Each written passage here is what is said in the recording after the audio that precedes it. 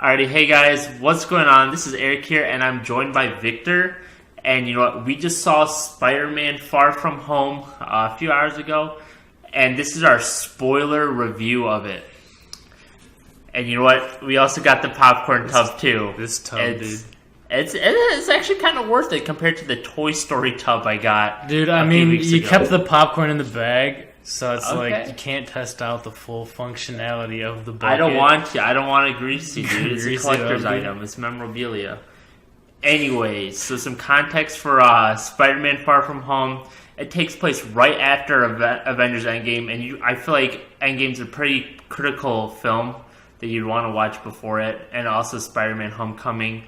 But, you know, Peter Parker spontaneously goes on vacation with his crew. All of them are fine after, like, all the events of Endgame and stuff. They're on vacation. Elementals start popping up everywhere. Mysterio's handling it. Peter Parker is also having a little bit of an identity crisis. You know, he doesn't know if he can be the next Iron Man.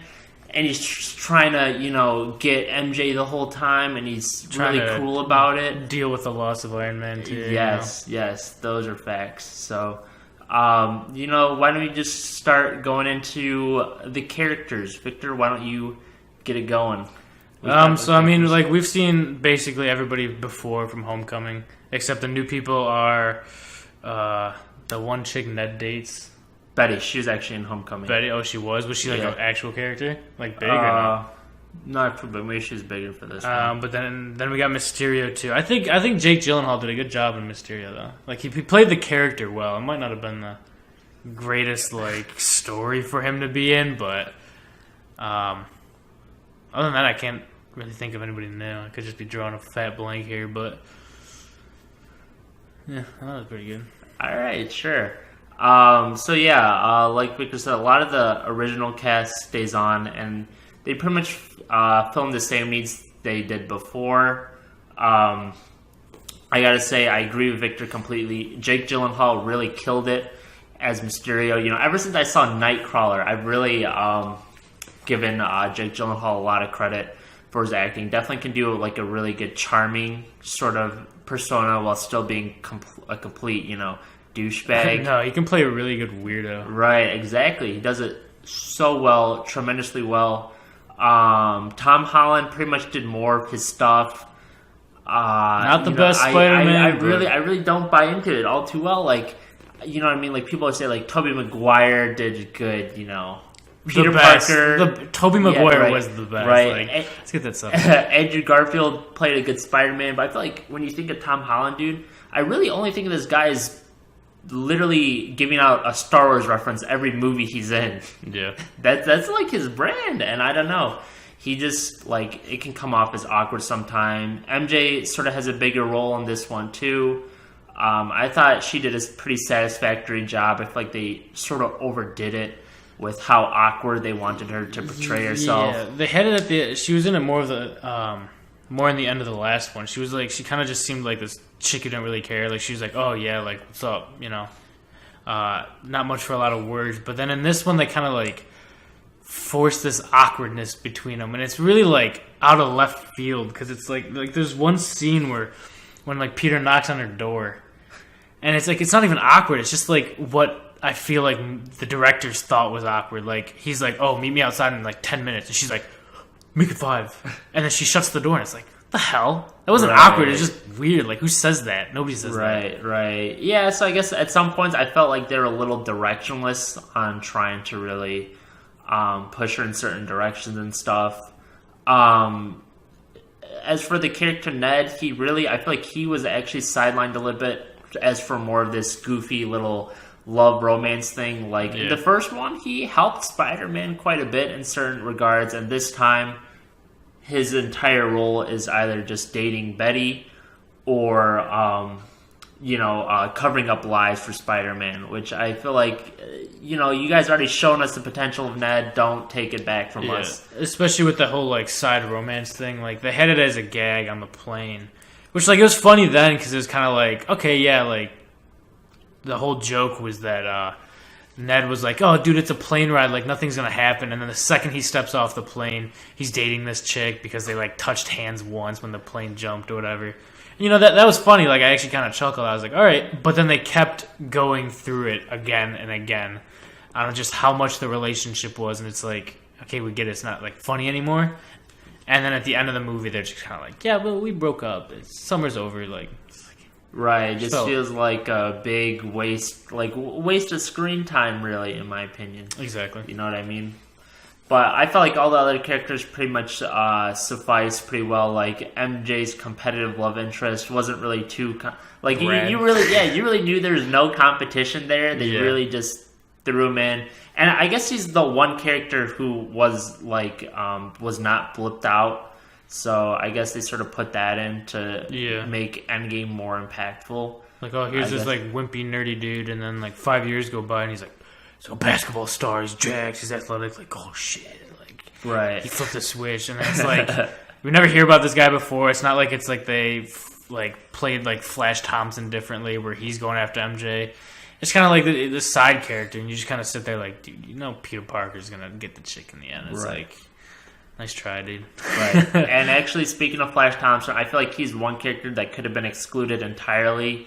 Maybe he could have appeared in the high school before they went on vacation, but having him on vacation added nothing. Again, he pretty much did the whole shtick that he has been doing in the newer movies where he praises Spider-Man beyond anything, yet, you know, takes a fat dump on Peter Parker anytime they're involved, you know, except it doesn't add anything new to the formula.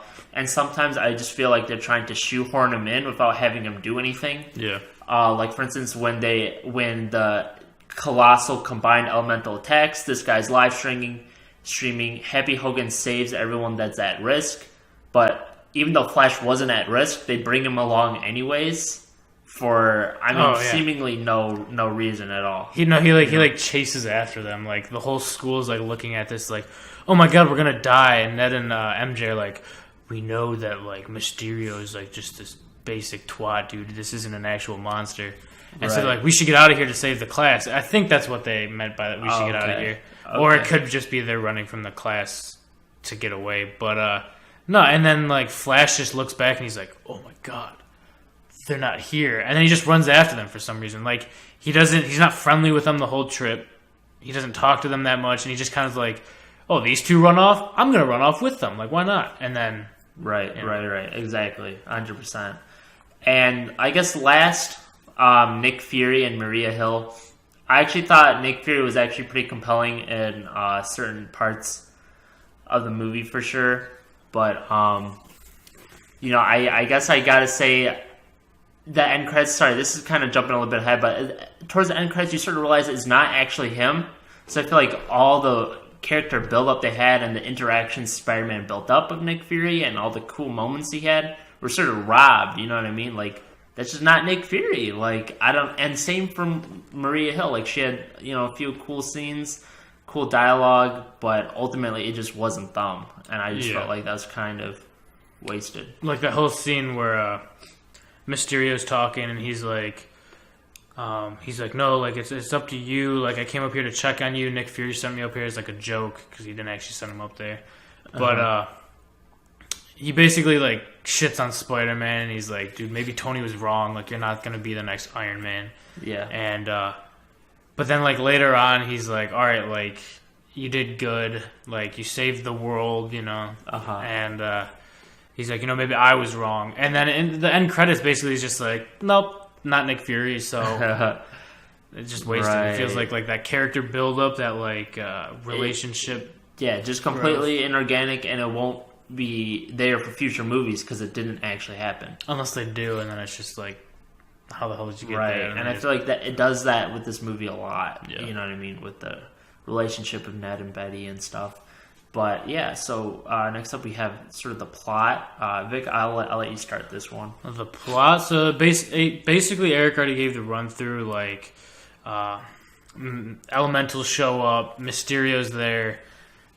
He's coming to save the world and whatever. And like, kind of going into this movie, I always had this like slight feeling that it'd be like a syndrome effect, like from Incredibles, where like Mysterio like makes the monsters to save the world and get like the clout for it, and it's kind of true. They're not actually monsters. It just ends up being like these drones give out these projections, and he's not actually like saving the world, because the whole story is basically that like Mysterio comes from a different Earth, which actually kind of disappointingly sets up the theory of like a multiverse. Right. They could have like different characters, and then they're just like, nah, dude. This dude's been like using smoke and mirrors. But no, he's just some like guy who used to work for Tony Stark and who hates Tony Stark. But he uses these drones as like a projection to project the monsters, project him flying, project the suit of armor he has.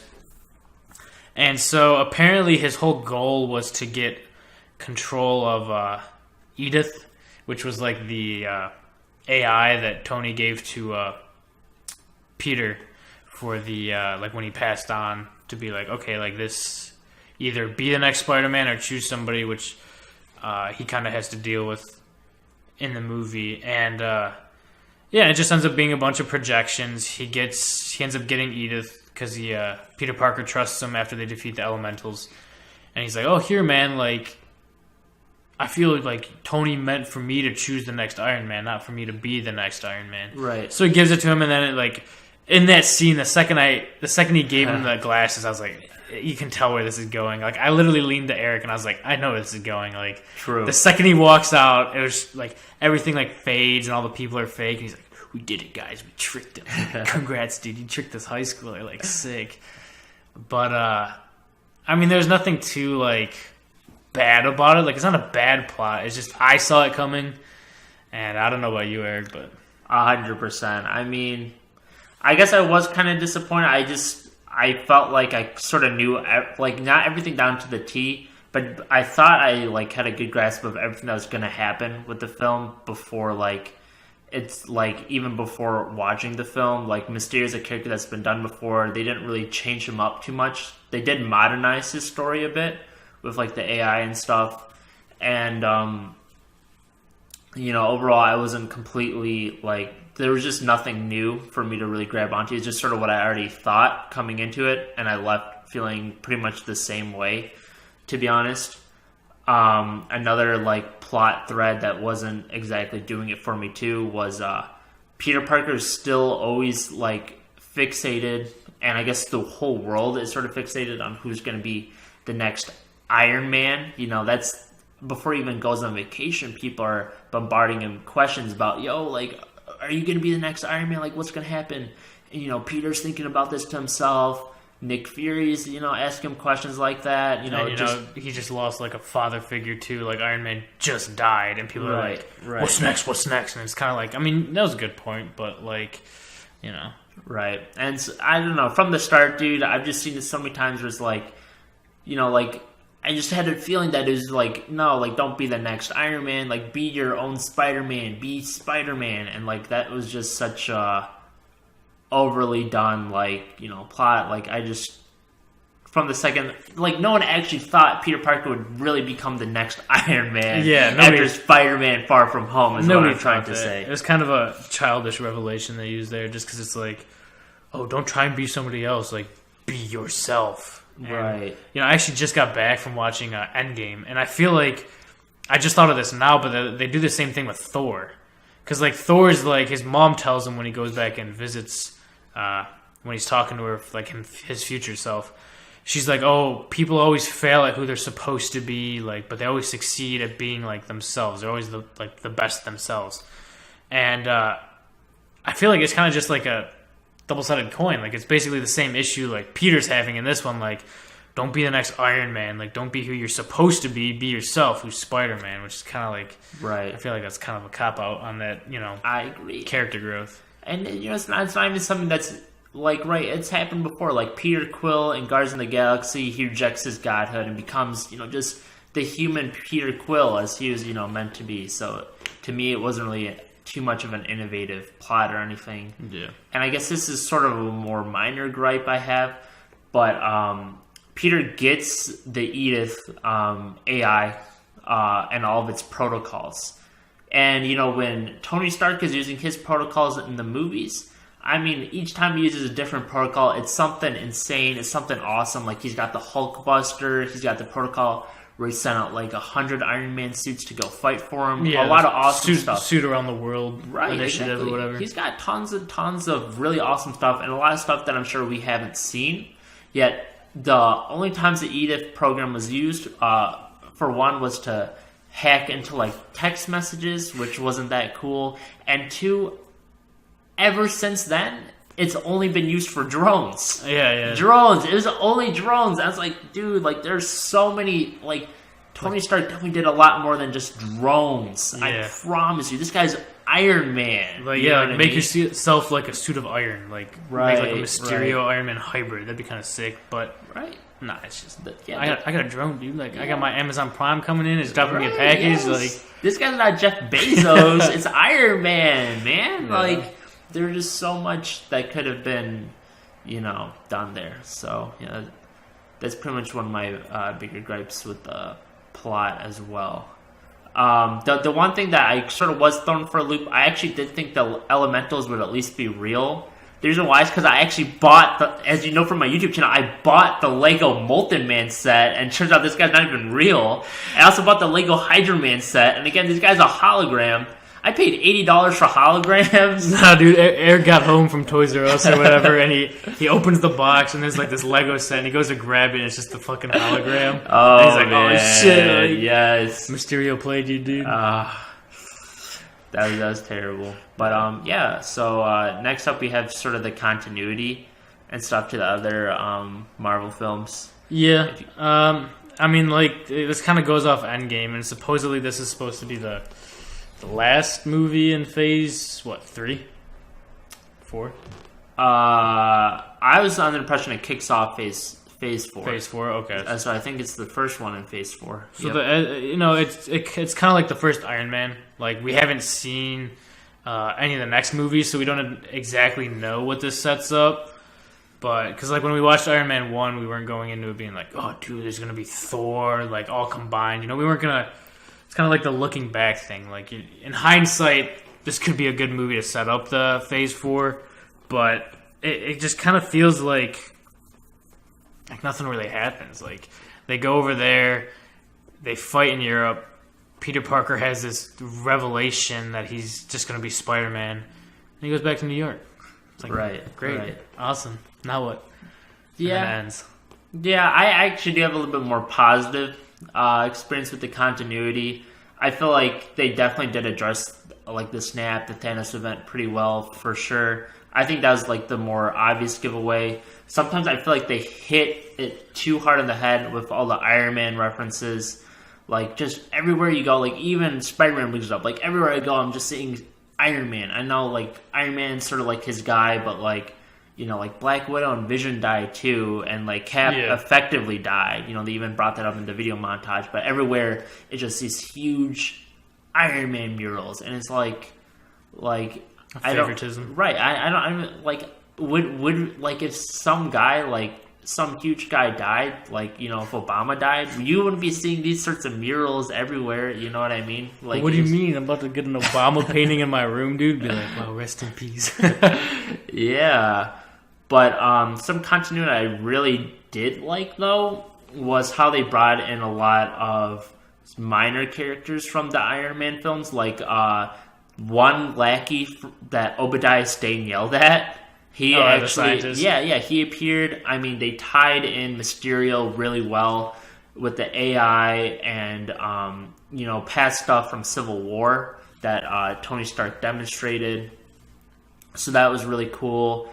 A few times, like during the nightmare sequences, I'll call them or hologram sequences. You see like Tony Stark's grave. That might be too much on the head again, but.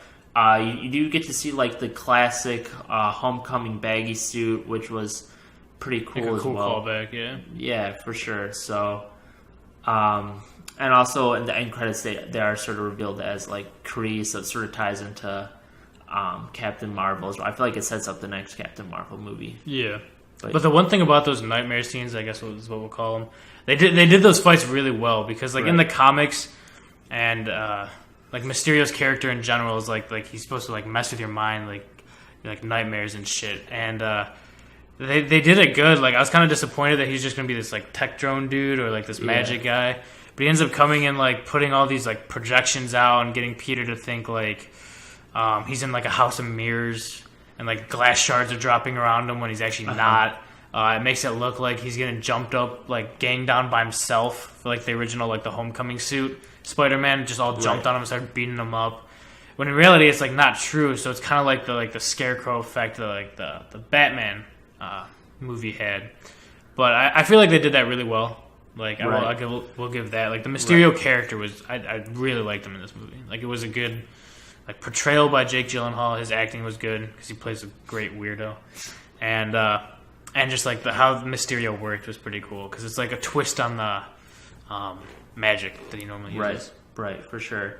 So yeah, so Victor did bring up action. So here's my take on the action.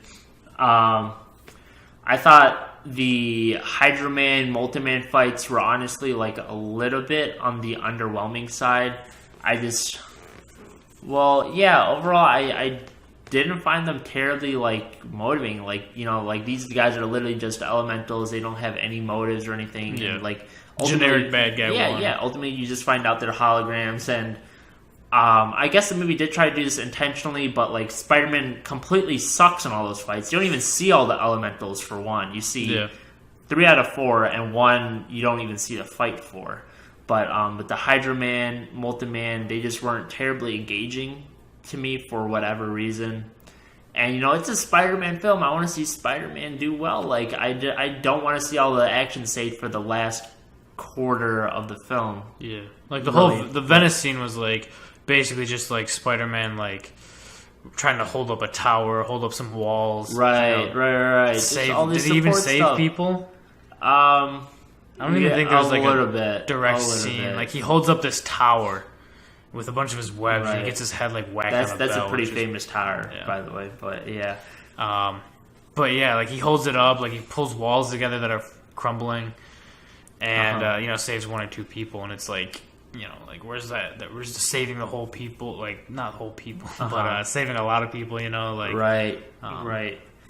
But I will also give this for sure. I do like the direction they took with Mysterio for those fight scenes. I feel like they really wanted to prop him up as like a Doctor Strange from another universe. Like even Aunt May thinks he's Doctor Strange. So like just how they had him, you know, pull up these Doctor Strange type moves, except, you know, just slightly different. I thought it was pretty cool. I actually think the film actually would have served better if they legitimately twisted Mysterio and made him like a Doctor Strange from another universe. I thought that would have been awesome. But, you know, that's just me.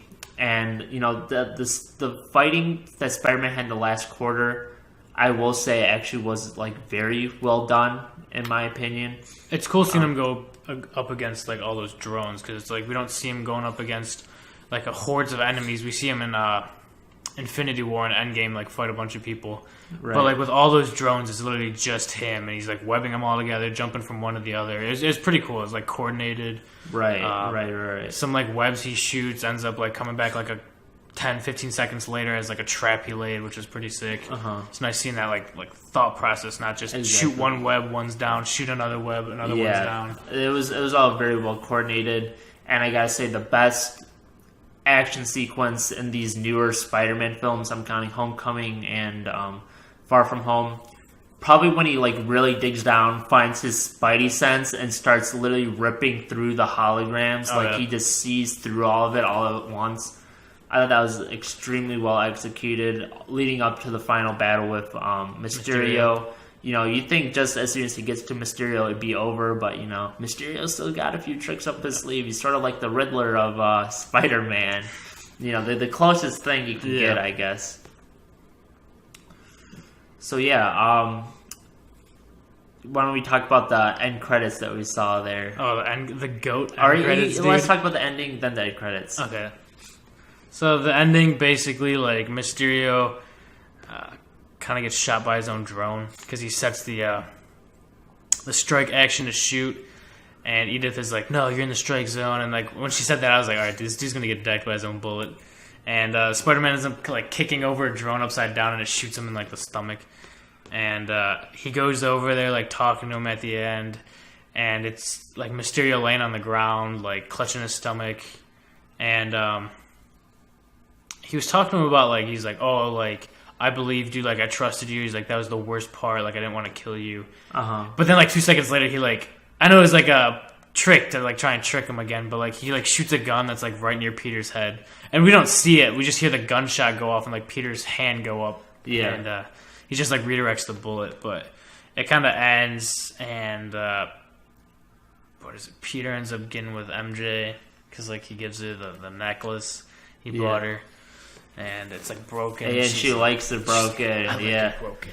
Right. I push away people who get too close to me. Yeah, I wasn't sure about that one. Yeah, it's kind of cringe, but right. So and they finally end up holding hands. Thank God. Yeah. Thank God, because their hand just got so close so many times throughout the movie, but they're too awkward to hold hands. I know, it's like they're too awkward. They're literally they're on the bridge. It's just them two, and they're right. about to hold hands, and it's like.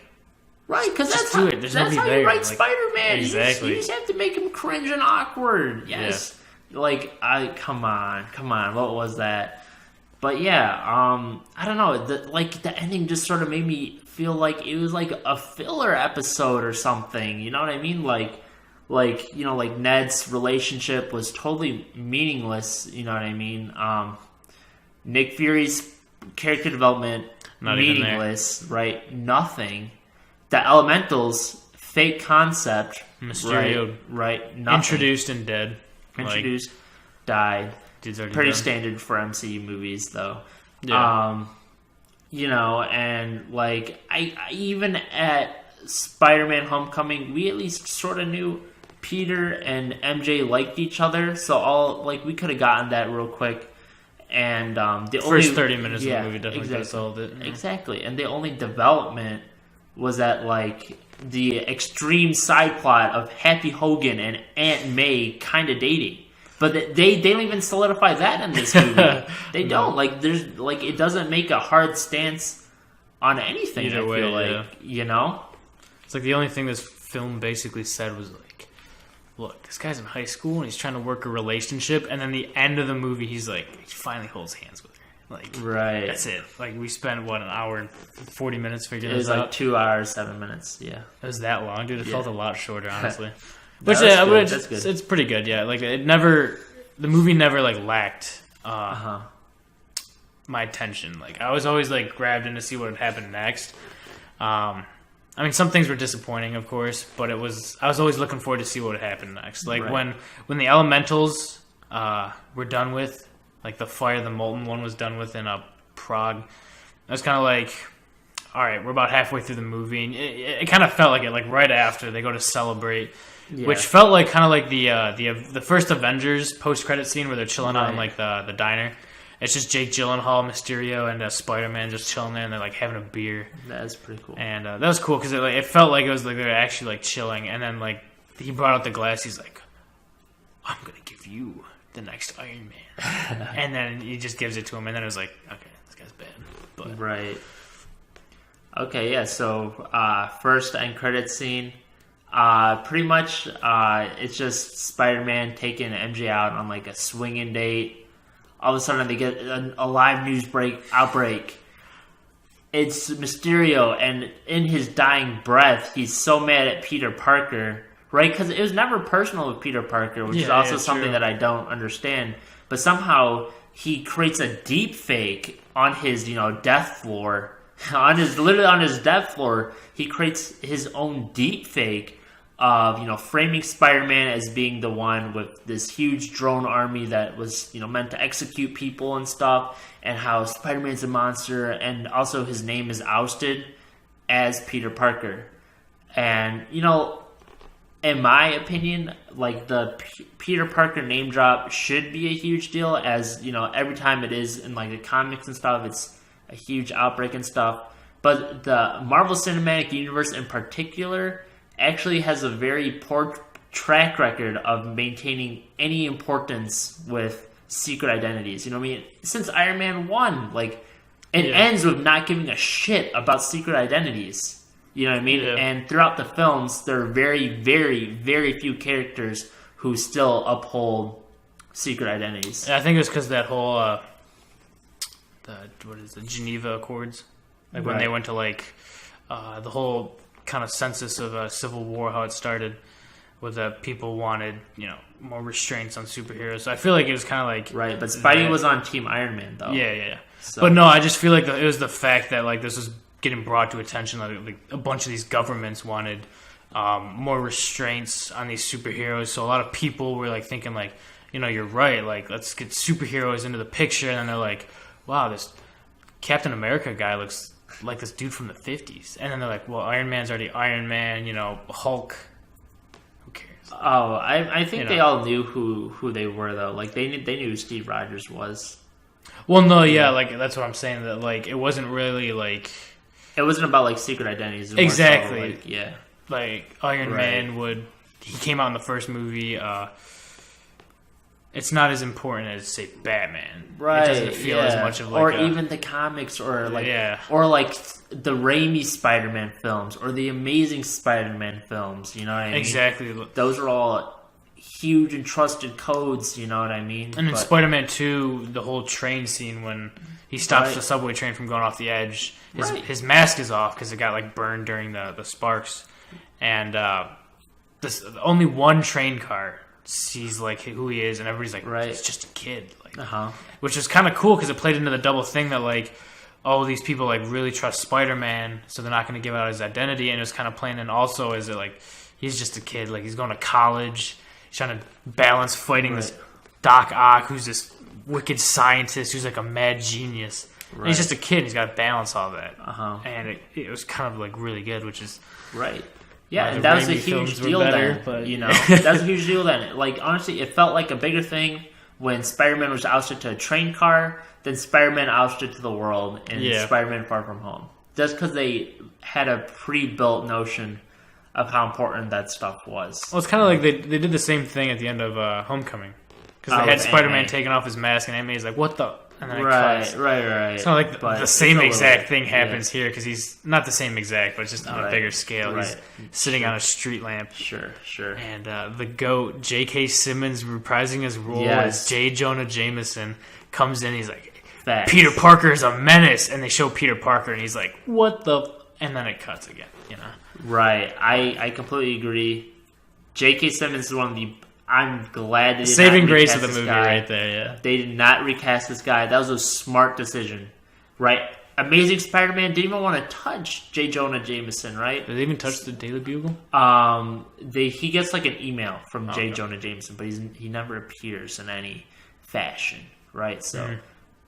retaining J.K. Simmons, although it's not the same J. Jonah Jameson, he's going to bring the same energy to future films. Oh, yeah. Which obviously, one of the best casting decisions out there for superhero films, in my opinion, for sure. Definitely means that the Sam Raimi, Tobey Maguire Spider-Man exists in this universe. So, like, there's going to be a collab on the way, dude. That's a baby. Nah, I'm kidding. But that'd be hella sick. Dude, the best Spider-Man with, like, a mediocre Spider-Man, which, of course, Tobey Maguire is the best one. So let's just get that cleared out. No debate about that. But and the second end credit scene, I felt like had a little bit less substance to it. Pretty much, Nick Fury's Jay chillin'. He's talking to some Kree guys who are filling in for Nick and Marie Hill. We already talked about how we weren't really the biggest of fans of that, but it pretty much just ends with him walking around this spaceship of where there's just hundreds of Kree guys just sort of there.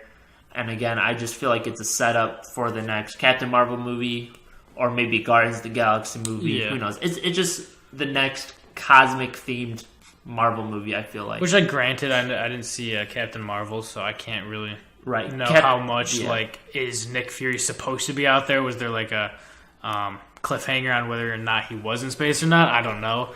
But just the fact that he was like on a Kree ship is kind of like, all right, sick. He's just chilling on a Kree ship, and he's got these dudes impersonating him. Right. It also brings the question, dude. Was the Nick Fury in the Endgame and the funeral? Was that even Nick Fury, dude? Dude, is any Nick Fury real? This is the first time Nick Fury out of all the Avengers movies is called into action. Yes, those actually might have to be facts. That'd be a pretty big L. But it'd be pretty funny, just find out that this is the first time he's actually doing his job. Hey, I'd believe it. So yeah, Vic, if you have any final thoughts and your rating for the film, you can go lay that on us now. Final thoughts was that, like, I know it sounds like I shit on this movie a lot, but it wasn't bad. Like I said, it kept my attention through, and it was definitely way better than the Amazing Spider-Man 1 and Amazing Spider-Man 2, like, put together. But it's just kind of like Eric said, it kind of felt like a filler. Like, the story didn't really, bring anything new to the table. It was like, fight this villain.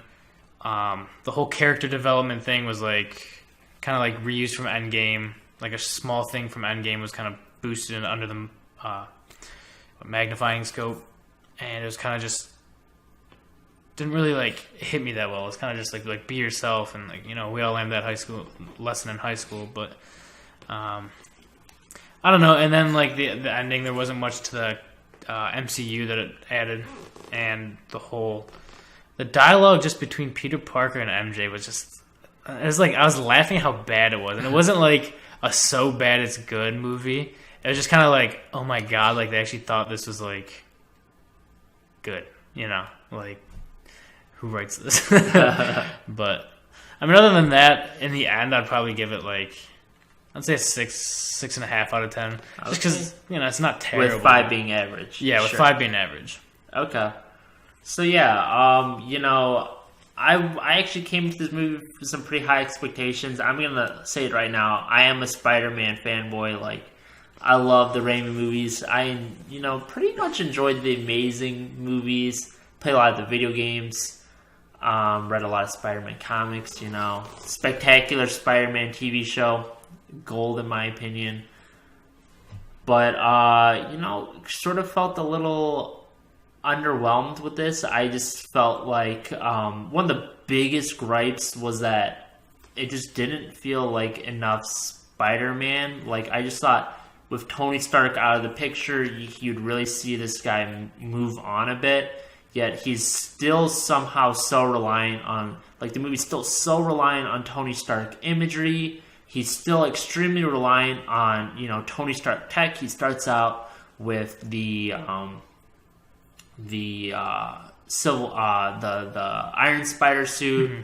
He uses the Homecoming suit. He uses a suit made by S.H.I.E.L.D., and then he ends up using his final like suit in the movie is a suit made with by Tony Stark's tech. Yeah.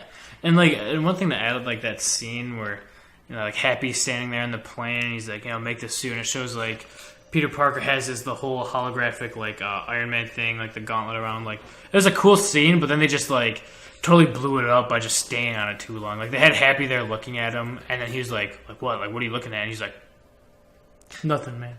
Right. And it kind of chills and goes back up to the front. Like we get it. Like, you see Tony in him, but it's kind of like you literally like nailed it right on the head there. Like, right. Because like 5 seconds before they were talking about like nobody's gonna live up to Tony. Tony couldn't live up to Tony. Just be yourself, man. Like, I see him in you. Like, just he wants you to be better. And then like 5 seconds later, he's like wearing the glove, and he's like, right. I see him in you, man. Right. So yeah, again, like the plot wasn't terribly innovative or compelling to me, and I just did not see a ton of character growth aside from ones that like you just sort of like felt like was coming. Like, as far as sequels, like, this pales in comparison to like something like Spider-Man 2 by Sam Raimi. Like thinking of like a Spider-Man sequel. So I guess I was a little bit disappointed. Again, the action held up pretty well, so I definitely give some credit where that's due. Jake Gyllenhaal killed it in my opinion. Definitely. I'd say he even like carried the movie a little bit. He's definitely like one of the top 3 performances. Right. And like, it's not like Tom Holland's Spider-Man that I hate. It's obviously like, because I don't hate the Spider-Man. Right. It's just the fact that it's like he's like the sum of all parts. It's kind of like he's kind of awkward. It's not like, it doesn't feel like Peter Parker to me personally. But a lot of other people relate to him, which I can totally understand. Like, if you relate to more, like, whichever Spider-Man, that's obviously going to be your favorite one. Like, don't let somebody on the internet tell you, like, Sam Raimi's is the best because he's like this. It's just, it feels kind of like, I don't know, like not exactly like the comics, but Sure, you know, sure. you kind of have to adapt.